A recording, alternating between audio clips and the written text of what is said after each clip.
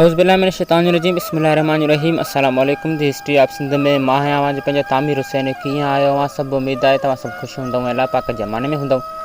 अॼु जो असांजो वीडियो मेमण ज़ात जे बारे में थियण वारो आहे त इंशाअल्लाह उमेद आहे त वीडियो अव्हांखे ज़रूरु पसंदि ईंदो। त वीडियो खे आख़िर ताईं ॾिसो ऐं असांजे हिन यूट्यूब चैनल खे ज़रूरु सब्सक्राइब कयो ऐं हिन वीडियो खे ज़रूरु लाइक कयो। त हलूं था पंहिंजे हिन वीडियो जी तरफ़। मेमण हिकु ख़ासि तर्ज़ सक़ाफ़त जा माण्हू आहिनि। उन्हनि मां घणनि जो लाॻापो ॾखिण एशिया जे उत्तरी इलाइक़नि सां आहे। मेमण केतिरनि ई गिरोहनि में विरहायल आहिनि। काठे वार गिरोह पंहिंजो पाण खे रुॻो मेमण जी सुञाणप सां मुतारिफ़ कराईंदा आहिनि। सिंधी मेमण उहे आहिनि जेके सिंध जा रिहाइशी हुजनि। कच्छी मेमणनि जो तालुक़ु कच्छ सां आहे ऐं कच्छी ॿोली ॻाल्हाईंदा आहिनि। ओखाई मेमणनि जो तालुक़ु ओखा पोस्ट सां आहे ऐं उहे मेमणी ॿोली ॻाल्हाईंदा आहिनि। हीअ बि असुलु हिंदू लोहाणा हुआ जे पोइ मुस्लमान थिया। 15वीं ईस्वी सदीअ में सैयद यूसुफ़ुद्दीन क़ादरी बगदाद मां ठटे आयो ऐं उन्हीअ जा हू मुरीद थिया ऐं पोइ कच्छ भुॼ ऐं बम्बईअ जे पासे ॾे हलिया विया। कच्छी मेमण वॾा वापारी आहिनि। उहे सुन्नी ऐं दीनदार आहिनि। घणनि जी राय आहे त मेमण अक्सर पाण खे काज़ी ऐं आख़ुंद सॾींदा आहिनि जो अक्सर ॿारनि खे पढ़ाईंदा आहिनि ऐं मस्जिदुनि में मुल्ला या मौलवी थी रहंदा आहिनि ऐं वापार बि कंदा आहिनि। जामिया सिंधी लुगात में लिखियलु आहे त मेमण लफ़्ज़ संस्कृत जे लफ़्ज़ मिन्नत तां वरितलु आहे जंहिंजी माना बरकत सादत ऐं सादत मंदी आहे। हीअ कच्छ भुॼ खां नवां मुस्लमान शेख आहिनि जंहिंखे सुरहा बि चवनि था। मिर्ज़ा कलीच बेग पंहिंजी किताब में लिखे थो त मेमण असुल में हिंदू लोहाणा हुआ जे पोइ मुस्लमान थिया। 15वीं सदी ईस्वीअ में सैयद यूसुफ़ुद्दीन क़ादरी बगदाद मां ठटे आयो। उन जे हथ ते लोहाणनि जी मुख माणके जे समेत 700 माण्हू बियत करे मुस्लमान थिया ऐं उन जा मुरीद थिया। पोइ कच्छ भुॼ ऐं बम्बई जी तरफ़ विया। हीअ दीनदार आहिनि ऐं असुलु मोमिननि मां मेमण थिया आहिनि। भेरूमल आॾवाणी पंहिंजी किताब में लिखे थो त लोहाणनि जे हिकिड़े पाड़े जो नालो मोटा हो जंहिं मां फिरी मेमण थिया आहिनि।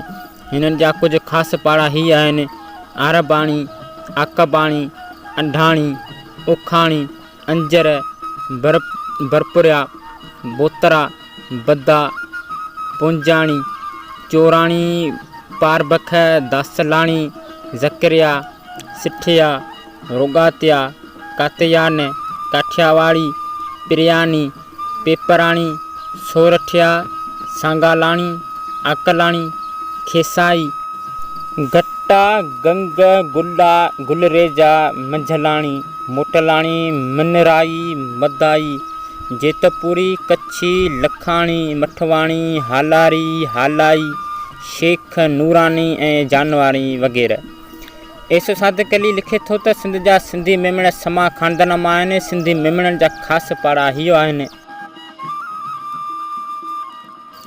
आखवंद, बुढाणी, जावतिया, ॾेवराज, सनिया, शादी, शाही, सूमार, ईसर, काज़ी, कादवाणी, कुरेशी, कटपर, कोरी, कमालाणी, गदड़, लाथ, लाखा, वराया, लाखाणी, नूरानी, यूसुफ़ाणी, अगरा, अटाई, बरड़, बेगाणी, बचालाणी, बंड, भोंबरा, पलाई, पखीअड़ा, पंजारा, हेदरा, हमाल, हालाई, दोंगा, दाखाई, शेर खानाणी, शाह कराणी, कांग, गज़ी, करड़ा, कार, काठियार, काठोड़ा, खुण, खखरा, खज्जर, खडवड़ा, गोंगाणी, मच्छर, लोंगाणी, मंबाई, मारकाई, मकड़, मंधींदड़ा, मन, ठेकरी, नोरसिया, नांग, विंझड़, ज़करियाणी, मताणी, अदमाणी, भगड़ा, कनहार ऐं मर्च। त इंशाअल्लाह उमेद आहे त अॼु जो असांजो वीडियो अव्हां सॼणनि खे ज़रूरु पसंदि आयो हूंदो। कुझु लफ़्ज़नि में घटि वधि थी हूंदी छो त कुझु ॻाल्हाइण में ॾुखियाई पई लॻी। त पोइ बि इंशाअल्लाह उमेद कयूं था तव्हांखे हीअ वीडियो ज़रूरु पसंदि आयो हूंदो। त इंशाअल्लाह मिलंदासीं अहिड़ी दिलचस्प हिस्ट्रिकल वीडियो में। तेसिताईं असांखे ॾियो इजाज़त। अल्लाह हाफ़िज़।